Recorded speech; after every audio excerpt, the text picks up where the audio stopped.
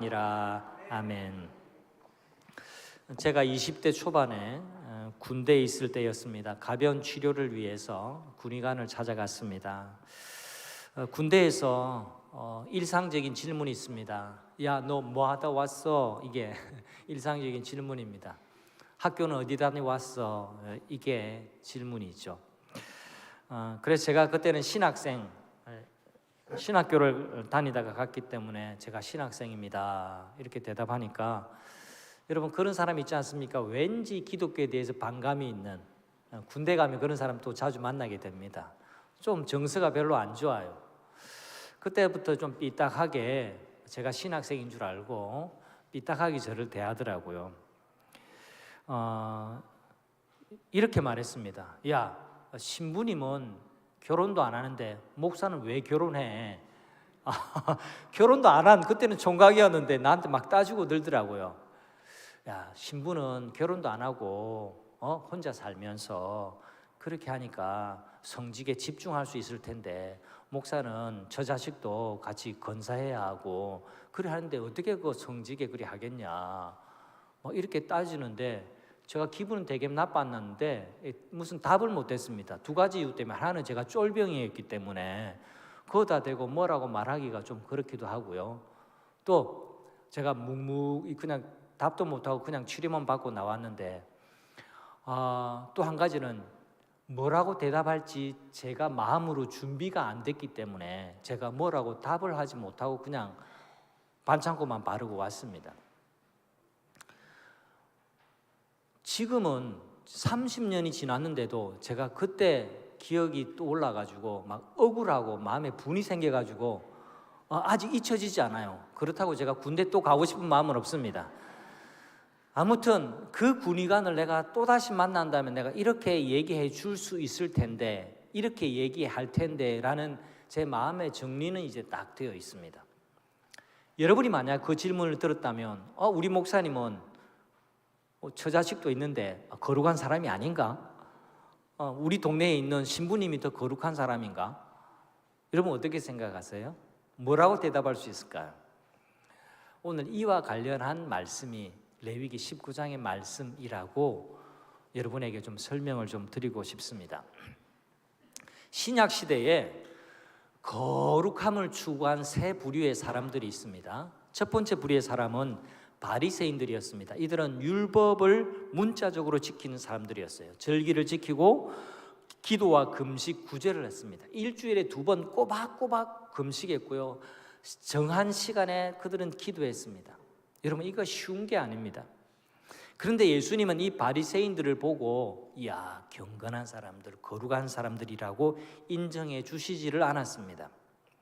또 이 바리새인들 그룹만 있는 게 아니라 사두개인이라는 그룹도 있었습니다. 이들은 유력한 종교 지도자들이었는데요, 무슨 직분이 있기 때문에 우리는 거룩하다라고 여기는 사람들이었습니다. 여러분 정말 그럴까요? 무슨 직분이기 때문에, 장로이기 때문에, 목사이기 때문에 거룩한 사람이다, 이 말이 반드시 성립이 가능할까요? 꼭 이렇게 일률적으로 이 말을 성립시키는 것은 성경적이지 않습니다. 그리고 예수님 당시에 또 다른 거룩을 추구하는 부류가 있었는데 에세네파라는 사람들이었습니다. 세속과는 담을 쌓았던 사람들인데요, 이들은 독신으로 살고 수도원 생활처럼 이렇게 마을과 도시와는 떨어져서 단독적인 생활을 했습니다. 무엇보다도 금욕적인 삶을 사는 것이 거룩한 삶이다 하고 생각했기 때문에 먹는 것도 소박하고 사는 것도 단순하고 또 많은 사람들과 무리지어 사는 것이 아니라 단독 생활을 했습니다. 그러나 이들은 세상을 변화시키지를 못했습니다. 그러면 거룩하다라고 하는 것, 거룩이라는 것이 무엇일까요? 레위기의 핵심 19장을 통해서 함께 생각해 보고자 합니다. 레위기 19장은 레위기 전체에 있어서 핵심적인 말씀이기도 하고요, 성경 전체에 있어서 중요한 핵심장이기도 합니다. 거룩이 뭔가? 첫 번째, 거룩은 하나님의 성품을 닮아가는 것이라고 말할 수 있습니다. 거룩의 진정한 핵심은 무슨 옷을 입고 무슨 금식을 하고 무슨 직분을 받고 그렇게 하는 게 거룩의 핵심이 아니라 거룩하게 보이는 행동을 하는 데 초점을 맞추는 행위적인 것이 아닙니다. 진짜 거룩이란 우리가 하나님의 성품을 담는 겁니다. 우리가 하나님을 닮아가는 것, 이것이 거룩의 핵심입니다. 신약 성경 한 군데를 함께 보겠는데요. 베드로후서 1장 4절의 말씀 제가 찾아왔는데 한번 보겠습니다. 같이 읽어볼게요. 시작. 그 보배롭고 지극히 큰 약속을 우리에게 주사 이 약속으로 말미암아 너희가 정욕 때문에 세상에서 썩어질 것을 피하여 신성한 성품에 참여하는 자가 되게 하려 하였느니라. 하나님 우리에게 큰 약속을 주셨대요. 이 약속은 로또 당첨되는 약속 이런 게 아니라 우리가 구원받아서 하나님의 백성이 되고 하나님의 나라를 유업으로 받는 하나님의 사람, 구원받은 백성이 되게 하겠다라는 약속을 주셨어요. 그리고 이 약속을 주신 이유를 신성한 성품에 참여하는 자가 되게 하려고 너희에게 이 놀라운 약속을 주셨다, 이렇게 말하는 겁니다. 다시 기억해 보십시오. 신성한 성품에 참여하는 자가 되게 하려고 우리에게 이토록 놀라운 약속을 주셨대요. 자, 이걸 쉽게 다르게 표현하자면 이겁니다. 여러분, 우리를 구원하신 목적은 그냥 이 세상에 살다가 천국으로 들어가게끔 하시려고 우리를 구원하신 것이 우리를 구원하신 목적의 전부가 아니다라는 말씀입니다. 우리를 하나님의 백성, 구원받은 백성으로 구원하신 이유는 우리가 하나님을 닮은 사람, 신성한 신의 성품에 참여하는 사람, 거룩한 사람이 되게 하시려고 하는 것이 하나님의 큰 구원의 계획이다라고 말씀하시는 겁니다. 우리가 지금 2달째 레위기를 함께 설교를 듣고 묵상을 하고 있습니다. 레위기의 위치와 레위기의 내용을 잘 생각해 보십시오. 하나님은 430년 동안 애굽에서 종살이 노예 생활을 하던 이스라엘 백성들을 구출해 내셨어요. 더 이상 종살이 하지 말라고, 더 이상 애굽의 우상들 밑에서, 애굽의 억압 아래에서 노예 생활하지 말고 이제는 구원받아서 구출되어서 자유민이 되고 하나님만을 섬기는 백성들이 되라고 출애굽시키셨습니다. 이게 지금 레위기의 위치입니다. 그리고 레위기의 내용은 너희가 이제는 더 이상 애굽의 관습과 애굽뿐만 아니라 이 세상 나라들의 법의 지배를 받는 것이 아니라 내 백성이 되었으니 세상 법과는 다른 하나님의 법의 통치를 받고 하나님의 법에 따르는 삶을 사는 하늘의 시민, 하나님에 속한 하나님의 백성으로 살거라라고 주신 말씀이 레위기 말씀이라는 겁니다. 이게 하나님의 레위기를 주신 뜻이었습니다. 이 백성들을 하나님을 닮은 백성으로 만드시고 또 하나님의 구원의 소식을 전파하는 제사장 나라가 되게 하시려는 것이 하나님이 이스라엘 나라를 세우신 목적이고 계획이었습니다. 그래서 이들에게 율법, 하나님의 법을 주셨어요. 율법은 하나님의 마음을 담고 있는 겁니다. 제가 여러 차례 말씀드렸지만 레위기에 이렇게 세세한 율법의 규정들은 이 백성들을 까다롭게 하고 귀찮게 하고 괴롭히시려고 하는 목적이 아닙니다. 이들에게 더 나은 행복한 삶, 더 나은 거룩한 삶을 제시하시는 하나님의 축복의 말씀이라는 것을 기억해야만 합니다. 여러분, 하나님께서는 이 백성들이 하나님을 닮아가라고 율법을 주셨어요. 19장의 핵심의 말씀은 너희는 거룩하여라. 이 말씀이 19장의 핵심의 말씀입니다. 한번 따라해 주시면 좋겠습니다. 너희는 거룩하여라. 근데 말입니다, 2절 말씀에 너희는 거룩하여라 라고 말씀하신 다음에 하시는 말씀이 너희는 거룩해지려면 어떤 옷을 입어야 된다? 그리고 제사를 드릴 때는 이렇게 해야 된다? 또 마음가짐은 이래야 된다? 그 다음에 또 세상과는 좀 분리해서 살아야 된다? 이런 식의, 제가 설교 모두에 드린 것처럼 바리새인이나 사두개파나 에세네파 사람들처럼 그런 식으로 살라라는 규정을 주신 것이 아니라 굉장히 구체적인 명령을 해 주고 계시는 겁니다.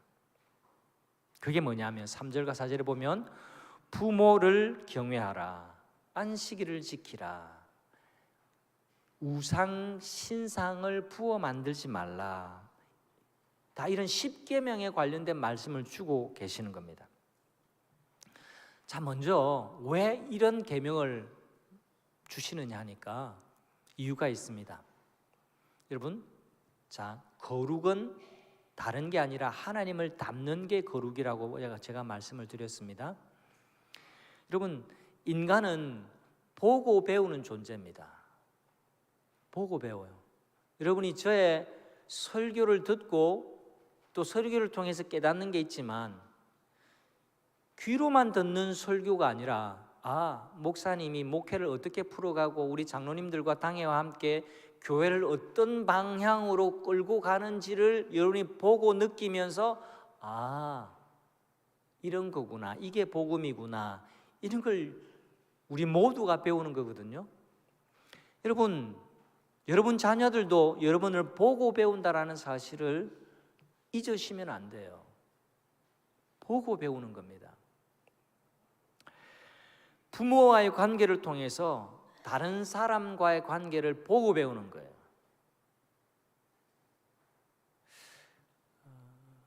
어릴 적 제1차적인 인간으로 태어나서 처음으로 관계 맺는 첫 차량이 나온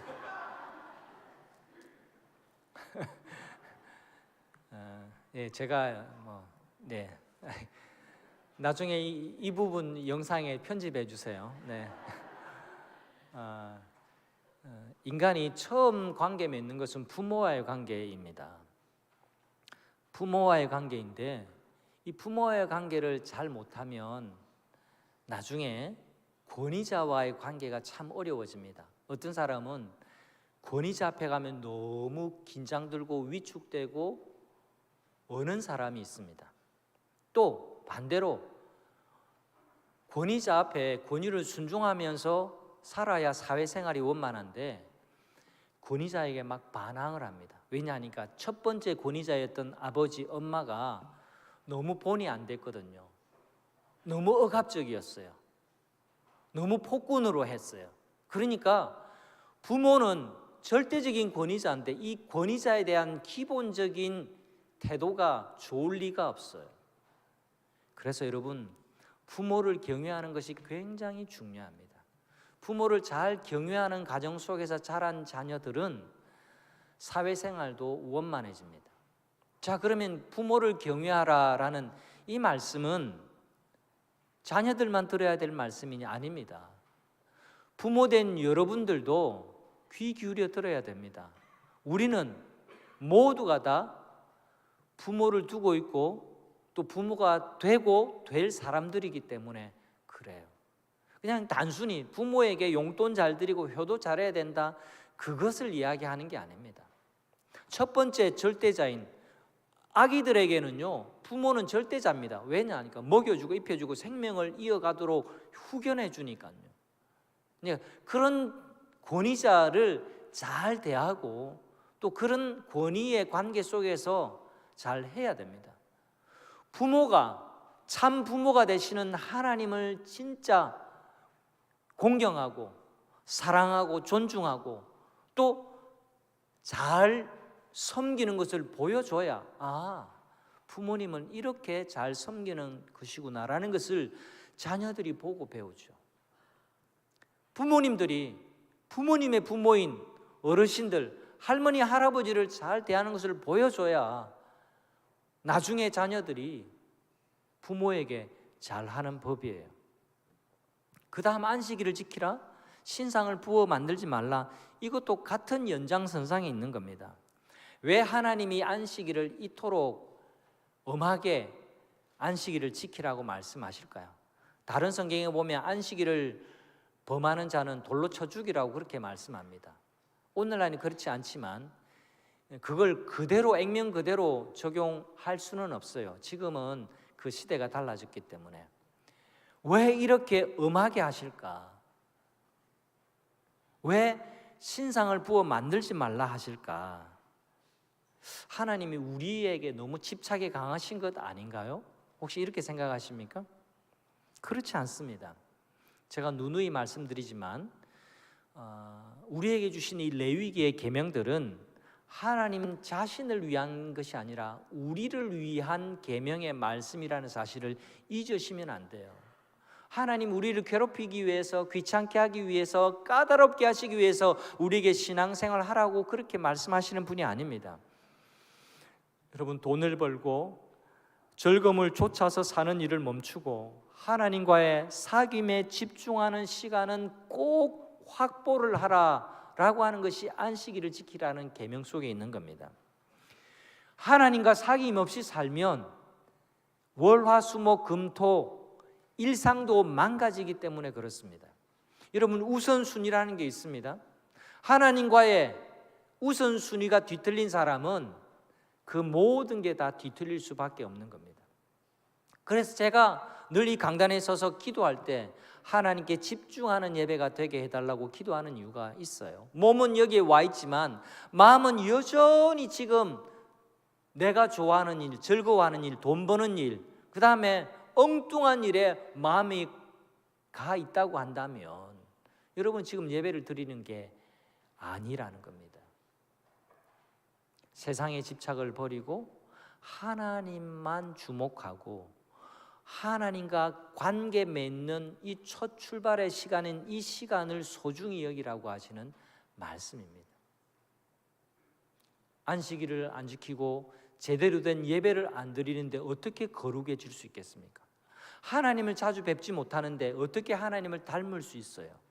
같이 살지 않는데, 같은 생각을 의논도 하지 않는데 어떻게 생각이 맞을 수가 있고 어떻게 닮아갈 수 있습니까? 부부가, 가족이, 자녀가 그럴 수 없는 법이거든요.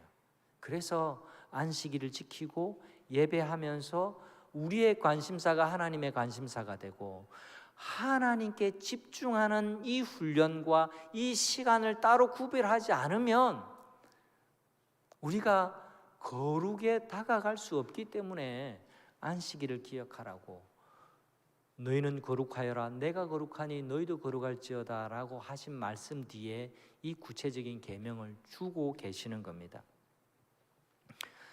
오늘날로 말하자면 주일 성수 이거 안 하는 거 너무 쉽게 가볍게 여기지 말라라고 하는 말씀입니다. 우리 죄인된 속성 때문에 그래요. 주일을 지키지 않고 몇 주, 한 주, 두 주, 세 주, 네 주 내 마음대로 한번 살아보십시오. 또 그렇다고 진짜 그렇게 살라라는 뜻은 아닙니다. 그러면 내가 몇 주 결석했더니 영혼이 너무너무 목말라, 너무 갈급해져, 빨리 다가오는 주일에는 내가 설교 말씀을 잘 들어야지, 이렇게 변화되지 않습니다. 두 번 빠져보니 괜찮네, 세 번, 네 번도 그럴 수 있네, 내가 가고 싶을 때 가고 내가 시간 날 때 좀 여유 있을 때 가지 이렇게 흐른다라는 겁니다. 하나님께 우선순위를 두지 않으면 무질서에 질 수밖에 없는 게 우리의 삶이라는 것을 기억하십시오. 우리가 몇 주 예배에 빠지고 보면 더욱더 말씀이 귀에 들어오지를 않습니다. 우리 코로나 기간 동안에 여러분 경험해 보지 않았습니까? 그냥 내 편한 대로 예배 드리고 보면 그냥 이 편한 게 예배인 줄 알고 예배의 틀이 굉장히 무너질 수밖에 없어요. 성도 여러분, 우리가 어떻게 하나님을 닮아갈 수 있을까요? 그것은 하나님의 말씀에 순종하고 하나님과의 사귐이 있어야 우리가 하나님을 닮을 수 있다는 점을 잊지 마시기를 바랍니다. 예배에 나와야 하나님을 바라볼 수 있습니다. 하나님을 바라봐야 하나님을 닮을 수가 있는 겁니다. 하나님의 계명의 말씀을 귀 기울여 드려야 하나님의 뜻을 알 수가 있죠. 그래야 우리가 하나님을 닮을 수가 있는 겁니다. 그래야 우리가 거룩해질 수 있는 겁니다. 우리가 하나님만을 섬기고 예배해야지 우상을 만들면 하나님과는 사귈 수가 없습니다. 내 사랑하는 부인이 있는데 다른 사람과 사귀면 내 사랑하는 부인이 사랑해집니까? 마찬가지예요. 우상을 부어 만들고 하나님도 섬겨보고 애굽에서 배웠던 그 우상들, 가나안에 있는 그 우상들도 한번 만들어서 또 섬겨보고 거룩해질 수가 없습니다. 하나님을 닮을 수가 없습니다. 여러분, 자녀들이 밖에 나가서 넘어지거나 또 다치거나 또 쥐어 박히면 어떤 일이 벌어집니까? 이 자녀 둘이 있네. 엄마, 아빠 하면서 막 달려옵니다. 근데 여러분, 이런 애기 봤어요? 엄마 아빠 찾아가는데 중간에 다른 아줌마가 있어, 다른 아저씨가 있어. 거기 가가지고 엄마, 아빠 막 이런. 만약에 쟤들이 만약 그렇다면 저 엄마가 얼마나 기가 막히겠어요? 얼마나 기분 나쁘겠어요? 그래서도 안 되고 그럴 수 없는 법이에요. 우리의 아버지가 누구시라고요? 우리를 만드신 창조주가 누구시라고요? 우리의 문제를 해결해 줄 분이 누구시라고요? 하나님이신데 다른 데 가서 엄마 아빠 찾고 있는 애 같은 존재들이 이 세상에 사람들이라는 겁니다. 여러분이 교회 나와서도 만약에 그렇게 하고 있다고 한다면 하나님을 제대로 믿으시기를 바랍니다. 하나님만 의지하시기를 바라요. 하나님을 바라보지 않고 하나님 의지하지 않으면 우리가 거룩해질 수가 없는 겁니다. 하나님이 거룩을 요구하시는 이유가 여기 있습니다. 하나님 덕보기 위해서가 아닙니다. 너희들이 거룩한 삶을 살아야 나와 바른 관계가 맺어지고 내가 거룩한 것처럼 너희도 거룩하게 살아서 참된 행복의 삶을 살 수 있기 때문에 그런 겁니다. 두 번째, 거룩이란 어떤 것인가? 이웃에게 하나님의 성품을 보여주면서 거룩은 잘하는 겁니다. 거룩은 딱 고정적이고 딱 내가 거룩해졌지, 더 이상 거룩이 변질되지 않을 거야, 이게 아니라 거룩은 계속해서 자라는 겁니다. 신학적으로 말하면 성화하는 겁니다. 거룩해지고 더 거룩해지고 더 거룩해지고 성화하는 겁니다. 다시 2절 말씀을 같이 보겠습니다. 함께 합니다. 너희는 거룩하라. 이는 나 여호와 너희 하나님이 거룩함이니라. 여러분, 거룩은 하나님과 사귀면서 닮는 것으로 시작합니다. 그런데 그것이 끝이 아니라는 겁니다. 거룩한 삶은 하나님의 성품을 일상에서 이웃에게 보여주는 것으로 성장하는 것이라는 것을 잊지 말아야 됩니다. 자, 다시 19장 전체를 보겠습니다. 19장의 핵심은 2절 말씀, 너희는 거룩하라 내가 거룩하니 너희도 거룩하라, 이 말씀이 핵심이에요. 근데 이 핵심을 뒷받침하고 있는 그 뒤에 이어지는 하나님의 요구, 하나님의 명령이 어떤 것인지 잘 보세요. 여러분, 9절과 10절을 같이 한번 읽어보겠습니다. 너희가 너희 땅에서 곡식을 거둘 때에 너희 반 모퉁이까지 다 거두지 말고 내 떨어진 이삭도 줍지 말며 내 포도원의 열매를 다 따지 말며 내 포도원에 떨어진 열매도 줍지 말고 가난한 사람과 거류민을 위하여 버려두라. 나는 너희의 하나님 여호와니라. 얘들아, 내가 하나님인 것을 잊지 말아라. 나는 너희의 하나님 여호와야. 잘 들어. 너희 거룩해야 돼, 거룩해야 돼 하고 하시는 말씀이 반 모퉁이 다 거두가지 말라. 열매 다 따지 마라. 남겨둬. 그래서 가난한 사람들, 거류민들, 외국인을 말합니다. 나그네 말합니다. 이들이 그걸 따서 먹을 수 있도록 배려해. 남겨둬. 나는 너희의 하나님 여호와다. 이렇게 말씀하는 겁니다. 여러분, 놀라운 말씀입니다. 법이라는 개념 속에서 여러분 생각해 보세요. 세상에 이런 법은 없어요. 세상에는요, 내 돈 내산, 지팔 자기가 흔들기, 이게 이 세상의 법입니다. 내가 다 수확해 가는데 뭐가 문제입니까? 내가 노동해서, 내가 돈 벌어서, 내가 알아서 내가 쓰고 싶은 대로 다 쓰는데 그게 뭐가 문제입니까? 세상 법으로는 문제가 되지 않습니다. 애굽의 법으로는, 가나안의 법으로는 그건 틀리는 것은 아닙니다. 그러나 우리는 하나님의 백성이 되었고 하나님의 법에 맞추어 사는 하나님의 백성이 되었어요. 출애굽한 백성입니다. 구원받은 백성이에요. 그러면 누구의 법을 따라야 됩니까? 하나님의 법을 따라야 돼요. 근데 이 하나님의 법이라는 게 놀랍습니다. 너희 네 밭이라고 네가 다 싹쓸이해 가면 안 돼. 네가 다 돈 벌었다고 너 위에서만 다 쓰면 안 돼. 열매 다 따지 마. 남겨둬. 귀퉁이. 그리고 수확하다가 흘린 것, 그 흘린 것 그대로 둬. 여러분, 이 은혜를 받은 사람이 있습니다. 룻기에 보면 보아스가 이 말씀을 그대로 실천했고요. 룻이 그 은혜를 힘입어서 두 사람의 아름다운 만남을 이루고 예수님이 탄생했습니다. 다윗이 탄생했습니다. 그 가문에서. 여러분, 우리가 하나님의 말씀대로 살면 우리가 예상치 않았던 놀라운 일들이 벌어진다는 것을 알아야 됩니다. 여러분, 하나님이 얼마나 배려심이, 얼마나 거룩한 분이신데 지금 이걸 말씀하시는지 그걸 잘 봐야 됩니다. 그리고 9절과 10절 말씀뿐만 아닙니다. 그 뒤에 나오는 말씀 다 보세요. 시간상 제가 다 해석하지는 않겠습니다. 장애인들, 시각장애인들, 그리고 청각장애인들 그 앞에 안 보인다고 뭐 갖다 놓지 마라. 그리고 그들을 저주하지 말라. 여러분, 옛날에 우리 얼마나 장애인들 막 그렇게 저주하듯이 그랬습니까? 하나님의 법을 모르니까 그래요.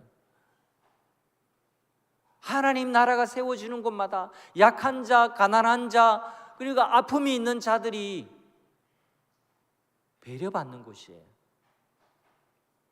근데 이 세상의 법은 굉장히 매섭습니다. 인정사정 없습니다. 하나님의 마음이 무엇인지를 잘 보셔야 돼요.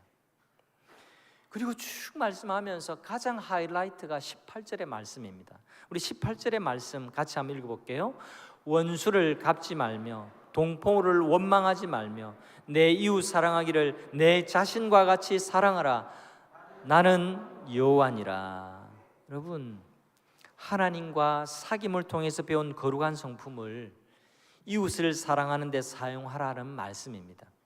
저는 이미 이 말씀으로 설교를 한 적이 있습니다. 예수님이 사마리아인, 선한 사마리아인 비유 이야기를 통해서 교훈하셨죠. 그 이야기를 통해서 거룩한 삶이 무엇인지를 분명하게 말씀해 주셨습니다. 제사장도 아니었습니다.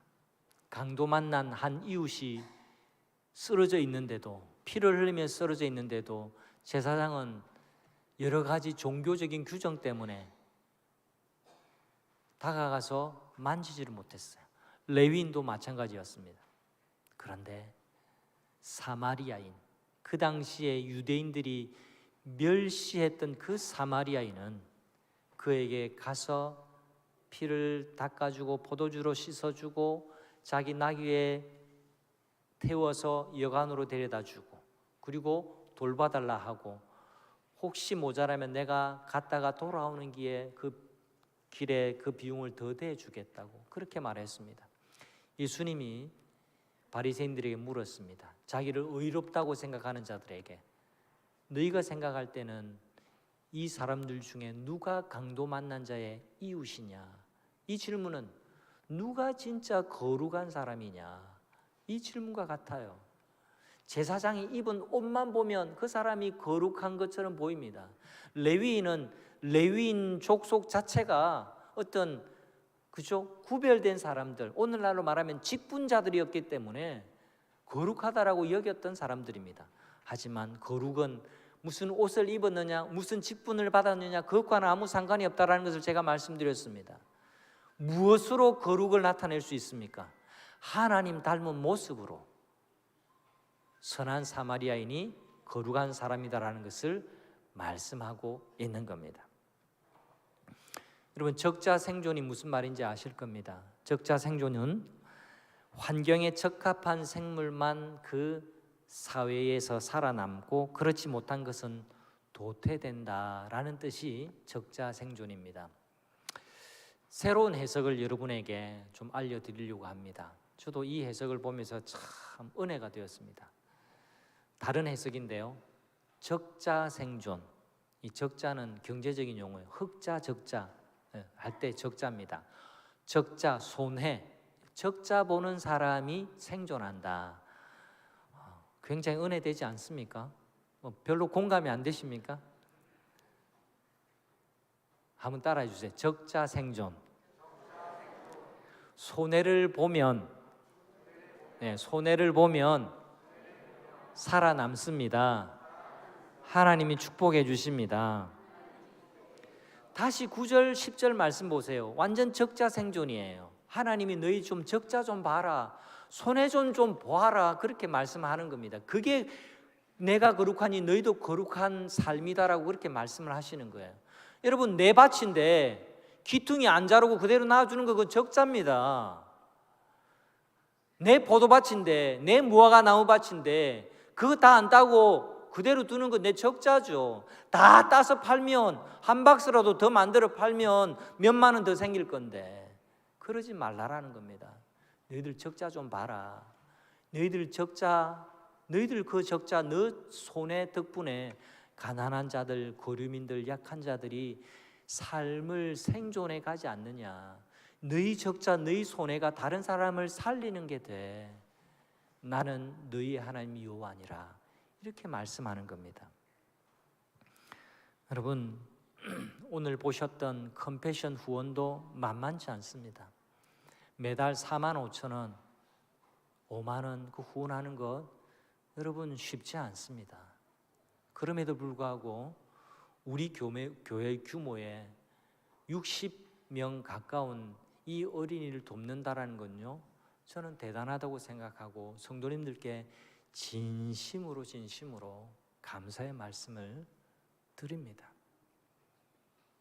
그거 여러분 적자예요. 적자 보기로 여러분 결심하셨고, 여러분 가정경제의 손해보기로 결정하셨죠. 하지만 여러분의 후원의 그 결정을 통해서 많은 어린이들이 생명을 얻고 교육의 기회를 얻으며 그들이 그 지역에 있는 교회를 통해서 복음을 전해 듣고 구원의 길이 열리고 있습니다. 여러분은 하나님을 닮은 실천을 하고 계시는 겁니다. 여러분을 통해서 하나님이 영광을 받으시고, 여러분을 통해서 여러분 많은 사람들이 생명을 이어가고 있음을 기쁘게 여기시기를 바라고 보람을 느끼시기를 바랍니다.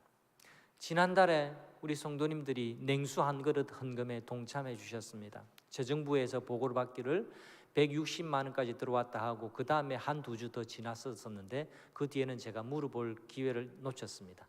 아마 한 170 정도 되지 않을까 싶은데요, 적은 돈 아닙니다. 제가 돈 액수를 목표로 하지 않았습니다. 여러분이 어렵고 약한 자들을 냉수 한 그릇이라도 좀 섬기고자 하는 그 취지에 동참해 주신 겁니다.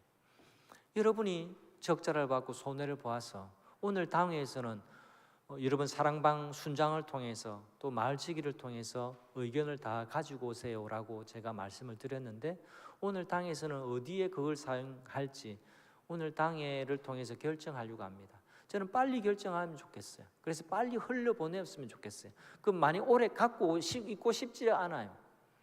뭐 방법적으로는 몇 번 더 모아서 크게 할 수도 있지만 저는 빨리빨리 하고 싶어요. 우리가 빨리 흘려보내야 하나님이 또 주시는 거예요. 여러분, 우리 성도님들이 그 말씀의 취지를 이해해서 적자 보셨습니다. 축하합니다. 적자 보셨어요. 손해 보셨습니다.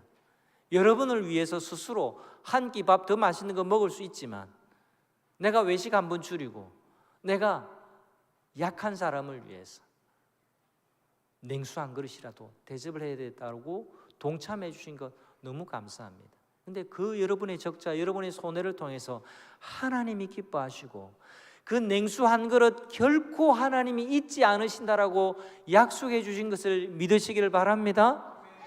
하나님이 여러분에게 대갚아 주실 겁니다. 적자 생존, 이건 성경적인 이야기입니다. 여러분, 다람쥐를 아시죠? 다람쥐의 특성은 겨울 오기 전에 이 열매를 막 해서 땅에다가 묻는 습성이 있습니다. 또 자기 저장고에 다 이렇게 하고요.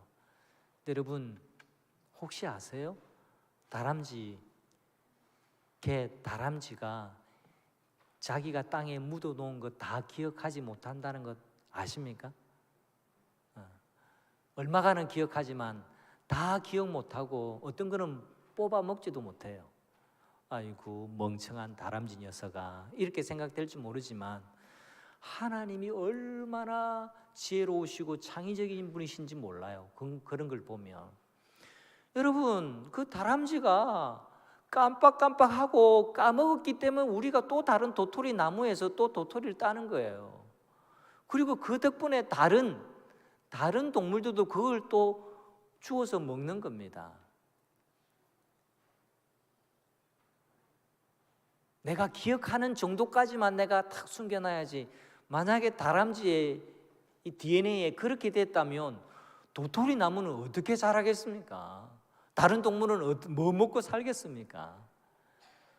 이참에 한 말씀 드립니다. 제발 공원에 가서 도토리 주워오지 마세요. 좀 다람쥐도 좀 먹고 살고 다른 데 좀 심어놔야 그 자연이 순환이 되죠. 여러분, 이 자연 속에 심어 놓으신 하나님의 법칙들을 보세요. 여러분, 씨 하나, 열매 하나 딱 심어 놓으면 하나만 열립니까? 수백 개, 수천 개가 열립니까? 대답하기 싫습니까? 그게 하나님의 법칙이에요. 하나님의 손해보는 법칙.